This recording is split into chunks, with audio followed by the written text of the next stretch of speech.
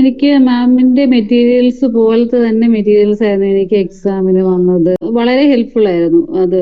നേരത്തെ മെറ്റീരിയൽസ് പക്ഷെ എനിക്ക് വ്യത്യാസം തോന്നിയിട്ടുണ്ട്. പക്ഷെ മാമിന്റെ പുതിയ മെറ്റീരിയൽസ് അതുപോലത്തെ തന്നെ ക്വസ്റ്റ്യൻ ആയിരുന്നു വന്നത്. പാർട്ടിയെ കുഴപ്പമില്ല, ടൈമിനുള്ളിൽ തീർക്കാൻ പറ്റിയായിരുന്നു. അത് തീർത്തിട്ട് ബാക്കി സമയം ഉണ്ടായിരുന്നു. നേരത്തെ ഞാൻ അറ്റൻഡ് ചെയ്തു, ആ സമയത്ത് 20 മിനിറ്റ്സിൽ എനിക്ക് 15 ക്വസ്റ്റ്യൻ പോലും കംപ്ലീറ്റ് ചെയ്യാൻ പറ്റിയില്ലായിരുന്നു. പക്ഷെ മാമിന്റെ ക്ലാസ് കൂടിയ പിന്നെയാണ് 12 മിനിറ്റ്സ് കംപ്ലീറ്റ് ചെയ്യാനും. ഇപ്പൊ എന്റെ എക്സാമിന് എനിക്ക് എല്ലാ ക്വസ്റ്റ്യൻ ആൻസർ എഴുതി കഴിഞ്ഞിട്ട് ബാക്കി എനിക്ക് തോന്നുന്നു ഒരു 2-3 മിനിറ്റ്സോളം ബാലൻസ് ഉണ്ടായിരുന്നു.